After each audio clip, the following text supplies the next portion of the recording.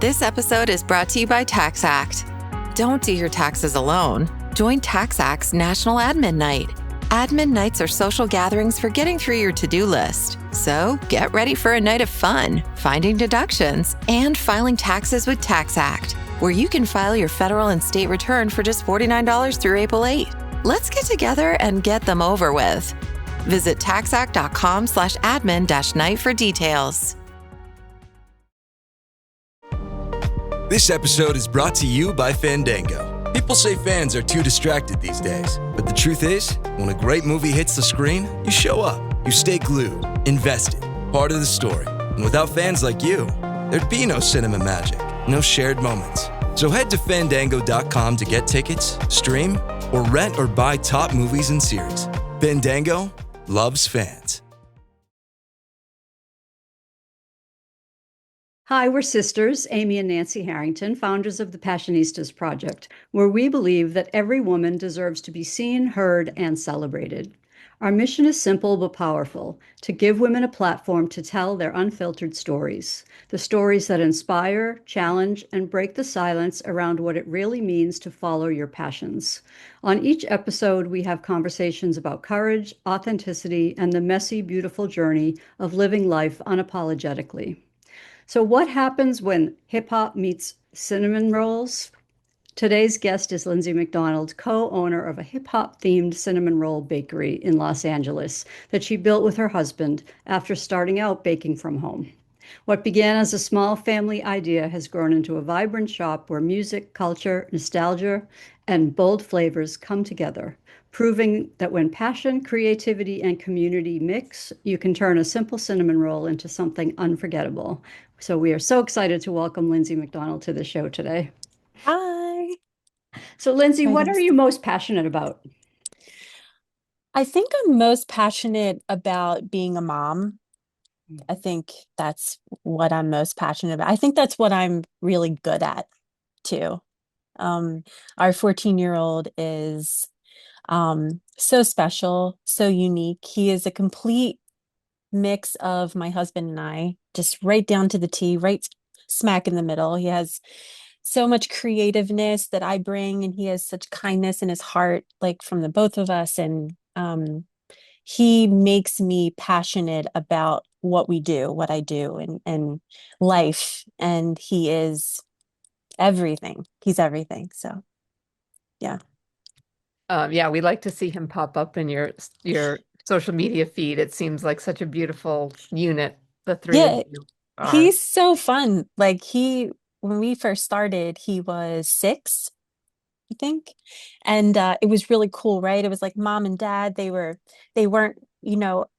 at their full-time jobs all the time. And wow, we're baking and this is really cool. And like, I want to like throw flour around, and then it got a little bit more serious and it was like, okay, we are going to go cater. We're going to go do like some celebrity things. And it was like, wow, like my mom and dad are doing this and like, yeah, he grew up with it.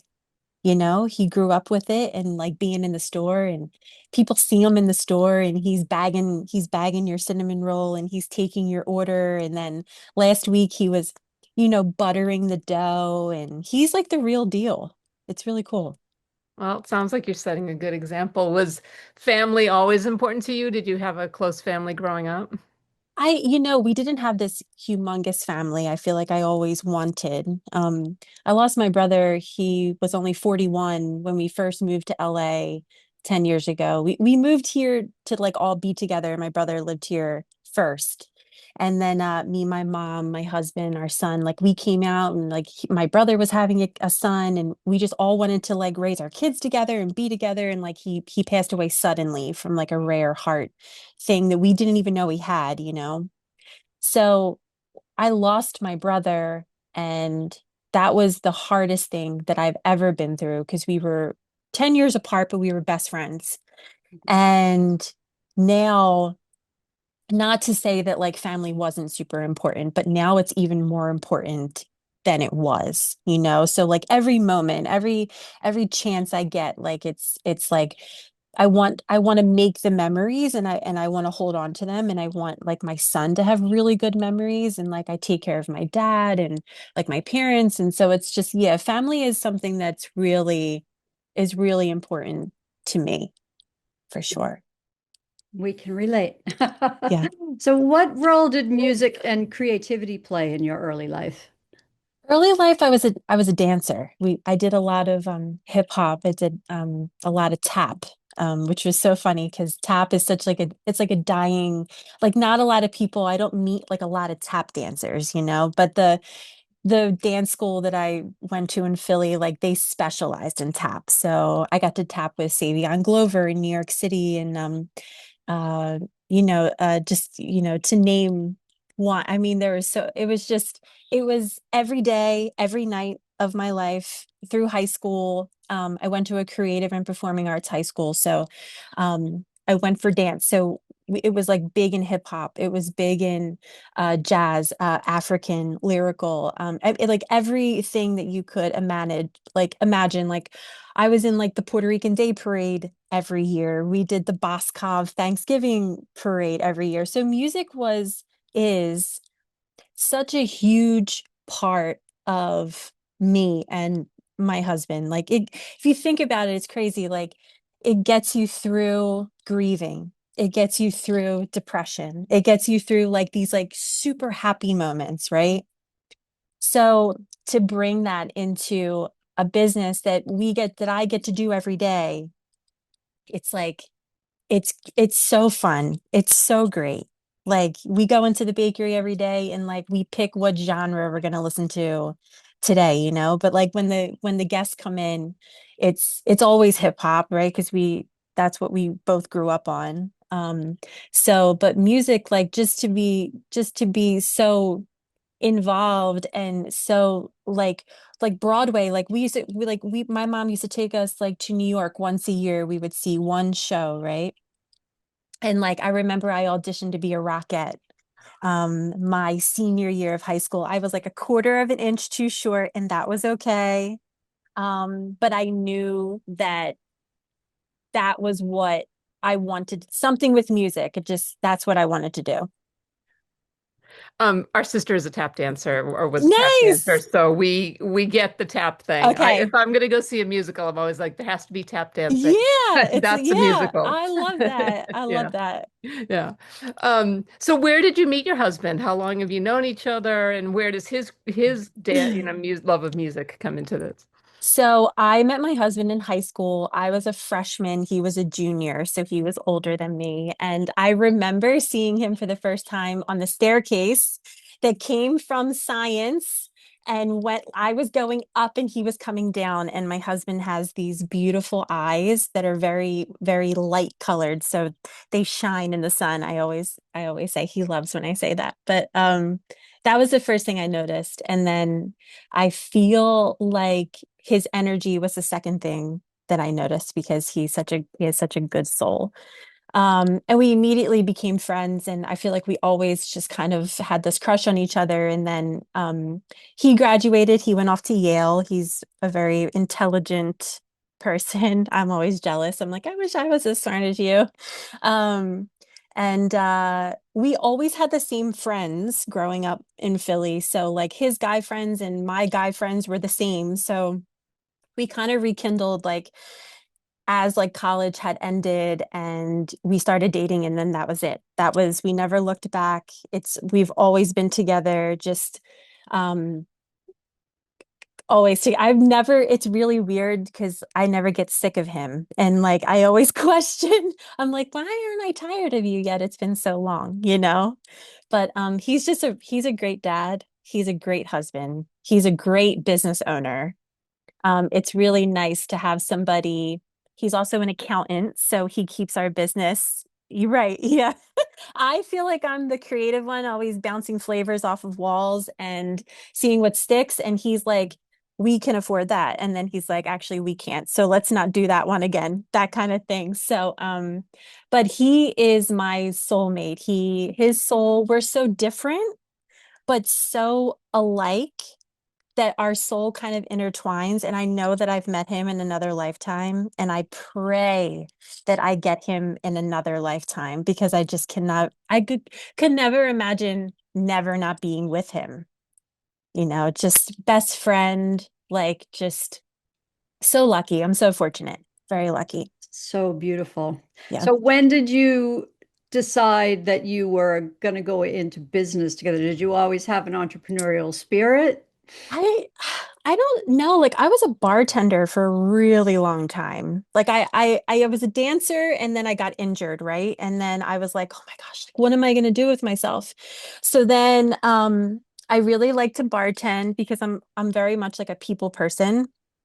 I'm also a good listener, so I feel like bartenders, they're like cheap therapists, right? So people really like to talk to me, and I was really good at remembering people and making people feel seen and heard. And a lot of people are not seen, and I really love the way that bartending used to make other people feel. And I used to always say, like, I'm a really good bartender, my drinks are pretty good too, and I remember just being we were all stuck in the house in 2020, and bartending got really interesting because people got very, like, they were very upset because of everything that was happening in 2020, and, lockdown, and like people were just, it was an awful time.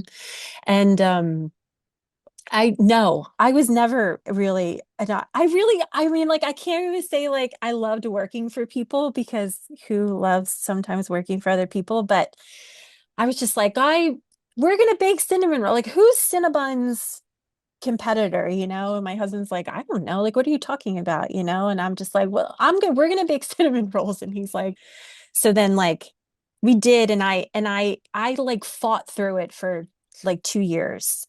And it was like the hardest thing I ever did. I spent a year bartending and pushing all of the money that I made from bartending into starting it. And then after that year, I I couldn't do the 4 a.m.s anymore, like the mornings. And then I really missed like taking my son to school. And then my son would come home from school, and I would have to sleep. And then I had this like awful schedule, right? And when we started, I was like, that's it. Like, I'm done bartending. Like, I'm gonna push myself through this. And we were so broke. Like, there was no money for like a few years. It was the hardest. It was so challenging. Like, so, in LA, like, being not having any money in LA is extremely hard, Yeah. And like living with my parents, and like like working these like I would still bartend for like, like parties in the hills, and try and make like private bartending, and just like anything I could do to make it work. And then, like, my husband, when we this past year actually opening the store, he was still working at a hotel downtown as an accountant, and he got laid off. And I remember thinking to myself, like, oh my God, like, not yet. Like, we just needed you to keep that full-time job for just like a little bit longer. And the universe was like, this is it. Like, it's all in or nothing. So, like, let's see what you guys can do. And day and night, day and night, day and night. And it was just like, we can do this. And we found the space, and there was no money to like for the floors and the walls. And it was like pulling from places that you couldn't pull money from. And it was like learning how to like use a saw, and like digging up floors. And then like it was the purest definition of entrepreneurship. It was like, okay, like, you were a dancer. It's like, now, like, you're gonna paint a floor now, it's like, so I feel like we fell into it, but I'm like really grateful that we did. Well, and it seems like you're having a lot of success now, like all the hard work is really paying off. I feel like it kind of, I don't want to say like it happened overnight, but it was like, as soon as the store opened, it was like more people were able to find us, right? Because we were in a tent for so long, and you had to like show up here or show up here on this day between this time, and being having the location, it was like, okay, like, so now I can find you, Wednesday through Sunday between this hour and this hour. So like, so then more people were showing up, and then more celebrities were finding out. And then because of the theme, because of the like more people were, oh my God, this is so fun. Like, this is so cool. Like, I love the way this makes us feel, kind of thing, So yeah, it just kind of like it caught on, and then it flew, and then we were on, we've been on like every news station, I think, this year.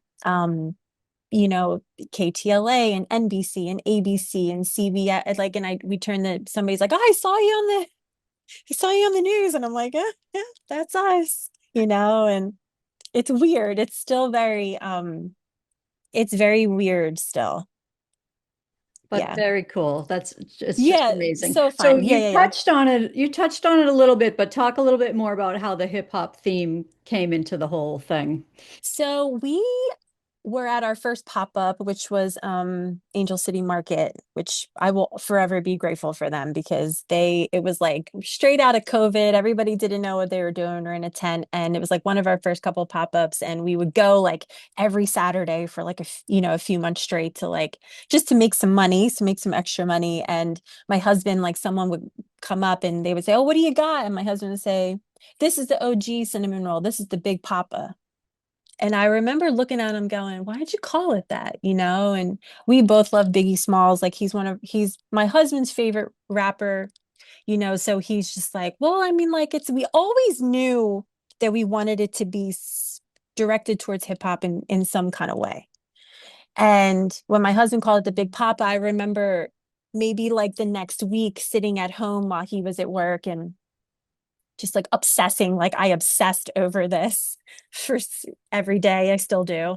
And I remember thinking to myself, like, what if we took other flavors and named them after other hip hop artists, but somehow the flavor reminded us of them in like some sort of way. So like Lil Kim has this music video where she wears like different color hair. So that's why she is the Fruity Pebbles, because Fruity Pebbles is blue and it's green and it's red and it's all these different colors. So from that day on, we came up with maybe 5 or 6 flavors, and now we have 35 rotating in the store, and we have like 35 on the back burner that we haven't even launched yet. Like, it's so many.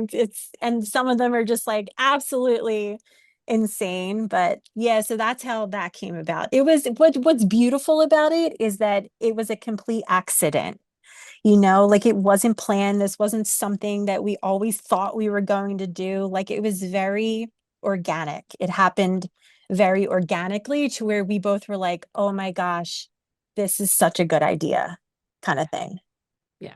It's Yeah. so unique. So it just sets you apart so much. Yeah. So why cinnamon? Like, okay, you talked about that time during COVID, right? Why Right. cinnamon buns for you? And why do you think people like me, admittedly, are so obsessed with cinnamon buns? What is it about cinnamon buns that makes people go crazy? I think that it's nostalgic, right? So it reminds you of like a certain part of your life. Like, if it's either like it's Christmas morning, or it's like, for me it was just the mall. Like, it reminds me of like being younger and going to the mall, and I always got Cinnabon, you know? And I just remember, like, because I feel like 2020, in the past few years, like, cookies were like a thing, right? Crumble. And then like everybody had a cookie company. And I remember, like, I wanted to pick something that no one else had really picked yet. And it's so funny to me because cinnamon rolls this year are so big. They're It's everywhere. it's crazy. And it's like, to have thought about baking a cinnamon roll before all these other people, it's like weird that somehow, like, I I caught on to that before everyone else did, which is like, that never happens, right? Like, I feel like we get influenced by so many other people and so many other companies, but to like, I don't, it was so it was just like, okay, like, you have Annie Ann's pretzels, and then you have the other one here, Wetzel Pretzel, right? So they're together and they're like, I got the better pretzel. And but it's like, how come no one ever did like another cinnamon roll company? There is Cinnaholic, right? They were like a big Shark Tank thing, but they're all completely vegan, which is a great idea. Um, but I just remember thinking like, well, why are they just they're in the mall, but they're nowhere else, right? Or they're in the airport, but like, where else are they? So I remember thinking like, I said it too, like we're gonna be the next Cinnabon kind of thing. So that's kind of where that I didn't want to do croissants because to me they're really hard, even though cinnamon rolls are really hard. But it was literally picking a pastry that like no one really touched on. And I got really lucky, I guess. Yeah. Or maybe you were a trendsetter. Yeah, maybe. I love that. I like that for me. Have any of the celebrities that you have named buns after come in to eat their bun? So Salt and Pepper, we do a lot of they do a lot of like benefits and things like that for St. Jude and stuff. So we always do those. And then they asked us to do a flavor for Spinderella, who is a part of Salt and Pepper, but she's not Salt and Pepper. She's, the DJ for them. So, have they like physically come in? No, no. Like like Chief Keef comes in a lot. We do a lot of cinnamon rolls for orders for him. Kelly Rowland comes in a lot, which I'm sure she sees the Beyonce or the Bay up on the wall, so that's fun. But we hope that they come in and love it. We do change their name a little bit. We don't use their image. We use like an interpretation. We have an artist who draws all of our stuff, who's amazing. So we take the idea of them and we redraw them to how we see them, kind of, So we don't use their full name, things like that, to avoid any kind of conflict in the future. But we would love, if they came in and saw it. And we have an idea of a few that know that we exist, which is fun. So, but we would love to, we try and we get lucky sometimes. Like we sent to RZA from Wu-Tang last week, which was really cool. And then Michael B. Jordan, that was really cool. We did that one a couple weeks ago. Not that he has flavors up there, but we had like a few members of NSYNC come in. And I'm always like, oh, like you guys should get a flavor. And he's just like, no, no, that's, because he's not hip hop. But no, hopefully someday we get everybody that's on the wall in because they mean something to us. They were there when we went through like a really hard time or when we like me and my husband, we actually just found out this year that we both fell in love with the same song when we were younger, and it was an LL Cool J song. And I cannot believe that we never, after all these years, we never had this conversation of like where you were, or how old you were when you fell in love with hip hop. And it's the same exact song, and it's wild, and like would love to tell LL that someday, you know what I mean? Like, and he has such a good flavor. So someday I hope. It seems like it would be the perfect stoner food that you could get Snoop into. Like, Absolutely. It's so it feels like funny. Snoop should have a room at the top. Every 420, we actually drop Snoop Dogg's flavor. So his flavor comes out once a year. Yeah, I think next Yeah. year, this year is going to be the year that. And you have savory flavors too, right? We pop up on Smorgasburg every Sunday, which is downtown LA. In our first year there, tried everything and anything, right? I was just like, I can do this. Like I'll do this. And they had a pizza day and I was like, we're gonna do a pizza bun. So I switched our dough. It's more of like a savory instead of like a sweet brioche dough, right? So um I just I came up with that recipe and then I did like the whole pizza sauce and cheese and pepperoni. I did it without pep and we bake it and then it comes out and then we have these like pizza ovens down at Smorgasburg on pizza day. And we would like top it with like gin. You put it in the pizza oven and it comes out just like pizza. It's crazy. And like it like caught on so much that Tastemade had us on for Pizza Week. So we're on TV now, Pizza Week. And I'm on Tastemade by myself. My husband's at work. I'm just there, and here I am with this pizza bun next to these like amazing other pizzas in LA, right? But they wanted like different pizza options. So of course, like no one's ever heard of a pizza cinnamon roll, you know? So that's how that came about. But we do pizza, we do pretzel. We're from Philly, so soft pretzels in Philadelphia is like it's a staple. It's like a food that we grew up on and we eat all the time. And so we do a pretzel that comes with mustard or cheese. That's actually really, really good. We have a cheese steak bun that we haven't even launched yet. We do one with birria that we haven't even launched yet. We have a pulled pork and we have a ham and cheese. There's a bacon and cheese. There's the savory thing is something that we didn't know if it was going to catch on, and for the past couple of months people show up now and they're like, oh, where's the savory stuff? And it's like, oh, you guys really want to try that, you know? And so that's really cool. That's really fun because I don't know of a lot of other bakeries that do sweet and savory, you know, because not everybody loves sugar, right? Right. And so Yeah. much, Yeah. I don't Yeah. understand them, but that's true. They're Same. not my Same. friends. Same. I just want to say as a side note too, I'm sure your husband is brilliant, and I'm not in any way dissing him, but like you started this interview by saying like he's really smart and I wish I was as smart as that. You're freaking brilliant. Your Yeah. Thank ideas you. are, Yeah. it's not just creativity, it is creativity matched with vision, and that is like, That's do not brilliant. underestimate yourself. Yeah. It's hard to visualize something and bring it to life. You know, Mhm. on paper, my husband is a genius, right? Like we're so used to like taking these tests and these tests show us like what our IQ or you know what this is. And on paper, he's brilliant, you know.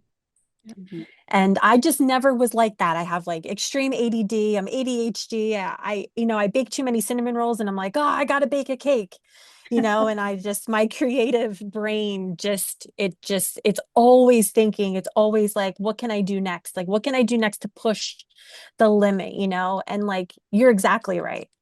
Like, the ability to make something like this come alive. Like, I have never been so proud of myself ever in my life, you Yeah. know, ever. And like when I had my son, I was like, wow, like I am like so amazing. Like, look at this kid. Like, he's beautiful. He's smart. Like, I remember, like, I didn't eat sushi. I didn't drink caffeine. Like, I did everything that I was supposed to when I was pregnant. And I had this beautiful son. And then, like, I did this. Like, this is, and people like drive hours to it and like they just gravitate towards it, you know? And like people who have bad days, like they come in and the yellow in the store and the menus, like it makes people like the music, like it just makes people happy, like it makes people's day. And like to have been able to create something like that, Yeah. I don't think there's anything else in this life that I could have done that I could be more proud of, you know? That's amazing. Rightly What do so. you hope that your son learns from watching you build this from scratch? Yeah. You do something that you really want to do because you're passionate about it, you know? And he saw it from being just this random idea in our living room to this store that potentially, you know, is going to grow, like it's going to grow into a second and a third location. And, you know, it's so funny. Like my husband and I are like all over TikTok, and so is my 14-year-old and his friends will come up to him or come up to me like, oh, Mrs. McDonald, like I saw you on TikTok today. And like, I know that our son is like, oh my God, but like his friends think that we're cool. Do you know what I mean? Like, this is like, oh, like they own the hip hop cinnamon roll shop, you know? So like, I just want him to know that it doesn't matter you can do whatever you want. You just have to work a little bit harder, maybe, you know? And there's no shame in that. Like you can work as hard, like I hope someday that he finds something that he really loves and he works really hard at it and he excels in it. And he says like, well, my mom did this, so like I can do this kind of thing, you know? That's what I hope that he learned from this. So People are always fascinated by Nancy and I working together because we're sisters. And yeah. they can't imagine. I can't imagine working with my sister. Yeah. So what is the best part about working with your husband, and what has it meant to you to build this with him? I think the best part is getting to drive together to work every morning. I get a ride to work and then I get a ride home. Um, I think the best part probably would be that I get to grow something with someone that I love, you know, and I get to bounce ideas off of somebody who thinks like me but doesn't think like me, but enough to where we like know each other so well, you know, and I love, this sounds so weird. I love eating lunch with him every day. Like when we get to eat lunch, you know, sometimes we're like so busy, but just, I feel like with your significant other, you spend so much time, right? You have two careers and you have two 9 to 5s, and then you see each other for like 2.5 hours at night, and then it's time to go to bed. And then you wake up and you do the whole thing for 5 days, and then you get 2 days together on the weekend. And then I just never like thought that that was enough. And I honestly, I tell him this all the time when he got laid off, that I manifested it. And I always remember saying, like, oh God, I wish that he was here. Like, I wish he was here, not just to help me, but just to like be with me, you know, like just be my support, like just run this with me, you know. And I remember when he got laid off, we were so devastated. And I was like, how are we going to open this store without this like income that's coming in, you know? Like, there was not a bank at all that would give us any money, you know? And I remember thinking to him, like that night, I was thinking to myself, I said to him, like, this is a good thing. Cause now I get you like to myself all the time. I don't have to share you, you know, with any place else, you know? So there's a lot of really great things about working together. And it was so funny because someone once said to me, like, I don't know how you work with your husband every day. And I'm like, I don't know how I wouldn't. I just don't. Like, I love it. It's great. You were saying few minutes ago, no one would give you a bank loan, and now you're here, and I'm sure it's felt like a forever journey to you, but why, what, can you just talk a little bit for the entrepreneurs that are listening about the challenges of trying to get a loan when you're a new business? It is harder than I don't even know what it's hard. It's the hardest. It is the hardest thing about starting a business. Like you're so small that your business doesn't have any credit. So the banks look at that too. They look like, well, have you ever, it's so crazy because it's like, have you ever taken out a loan before and paid it back? And it's like, well, no, no one will give us any money. So then we finally got some random company to lend us some kind of money, very small amount, but the percentage that we had to borrow on it to pay back, we didn't even need this money, and we literally had to take out this loan and pay back some I think it was like 55%. It was like insane just to show that we could pay this money back. So this money comes into our account. It sits because we didn't need it. It was so small, just so that we could give it back to them plus our money to show that we could pay this loan back. I mean, like it is the most insane thing. And it's the hardest thing, especially like my husband and I, like we don't come from money, right?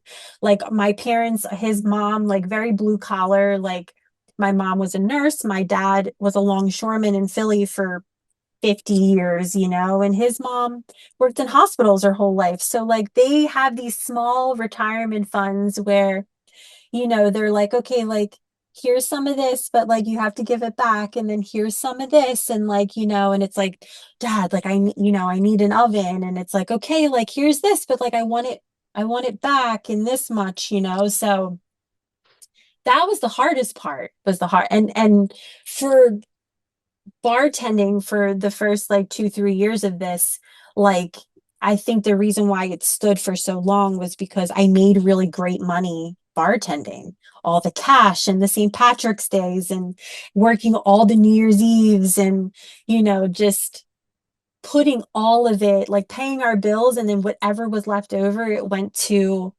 spatulas, and it went to trying out new things and different ices, like ingredients, like that stuff, especially here in LA, is just, it's not cheap. It's really not cheap. So that part's super challenging. It just, I don't know, they always say like you find a way, so it did. Like I don't know how we did it. I don't know how we did it, but we did it. You mentioned opening more stores. So what's the plan? Do you hope to open more stores, franchise? What's the long-term goal? We get franchise questions every day. We get people who want to invest. They want a franchise. They want one in Virginia. They want one in South Carolina. Like there's been so many of those. And we recently were able to cater an event with In-N-Out, and we were able to talk to the president of In-N-Out, and my husband spoke to like a few other higher ups over there. But I think that we would love to do kind of what In-N-Out does, right? They own every location, they don't franchise. This is something that's so personal to us that to franchise it and allow someone else control over flavors and different things like that, like I don't know if we could ever do that. Like it's something that we like, the flavors, like they don't just kind of like pop up out of nowhere. Like the flavor comes up and then it's talked about for weeks, and then it's the artist is drawn, and then we put the artist with the flavor, and then the flavor gets launched in a way that we find it appropriate. And I just don't know if it could ever be franchise. I'm sure it would be like so much more money, but sometimes money isn't everything, you know? So I feel like at this point, this is like so much blood, sweat, and tears, like so more tears than anything. Me crying on the floor, like, oh my God, this has to work. Um, so we're hoping like in a year, at the end of this year, like we'll have a more of an idea on the second location. We're looking more like, we look towards Venice. We were talking about Long Beach, Inglewood, just anywhere out of the valley. We have so many people driving into the valley, and we do feel bad, people driving hours into Sherman Oaks. We appreciate everyone who understands that it's like where it's close to where our son goes to school. That's literally the only reason why we're there. We just wanted him to be able to get to us as fast as he could after school. So, but yeah, it's definitely in the plans. Like we definitely want to expand for sure. Put one on the East Coast. That's probably like a 5-year plan. I think so. All right, so if someone wants to taste your delicious cinnamon buns, where do they find you? We are at 4341 Van Nuys Boulevard. There is free parking in the back that nobody knows about. Everyone is like, there's no parking. We're like directly across the street from Stanley's, which is a great thing because they have great chicken wings and great salads. And we have one final two-part question, which is what's your dream for yourself and what's your dream for women? My dream for myself is to continue to believe in myself. I like My dream is to always be strong. I'm such a strong person, and my mom always told me that. And I'm like, I know I'm not gonna know what you're talking about. And like from like this and this day and this economy and this everything that is going on to like still be standing is like incredible. I'm so humbled every day by this business and this life. But my dream for women is to always know that they can always do whatever they want. Like we are so powerful. We made everybody. Like we made everyone on this earth, you know? And this earth is nothing without women and our perspective and our independence and our self-love. And we are love, you know? And I have been through so many things in my life and so many weird relationships and so many, you know, women, just so many things. And I just hope that women know and always know how strong they are and that we are absolutely capable of everything and anything. Thanks for listening to the Passionistas Project. Since we're not only business partners, but best friends and real-life sisters, we know how unique and truly special our situation is. We know so many solopreneurs, activists, women seeking their purpose, and more, who are out there doing it all on their own.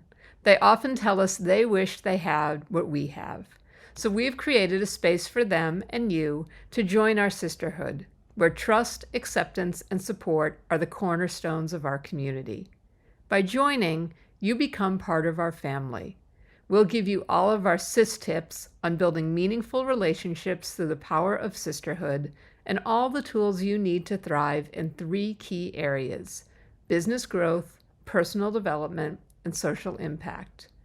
You'll learn from our panel of Power Passionistas who are experts on topics like transformational leadership, letting go of perfectionism, the power of community, and so much more. You can connect with like-minded women and gender non-conforming, non-binary people who share your values and goals in chat spaces, at online Passionistas pajama parties, and virtual and in-person meetups. And you can register for our exclusive series of online courses designed to help you tap into your intuition, find your purpose, bring your mission to fruition, and integrate diversity, equity, and inclusion in every aspect of your plan. Be sure to visit thepassionistasproject.com to sign up for our free membership to join our worldwide sisterhood of passion-driven women who come to get support, find their purpose, and feel empowered to transform their lives and change the world. We'll be back next week with another Passionista who's defining success on her own terms and breaking down the barriers for herself and women everywhere. Until then, stay passionate.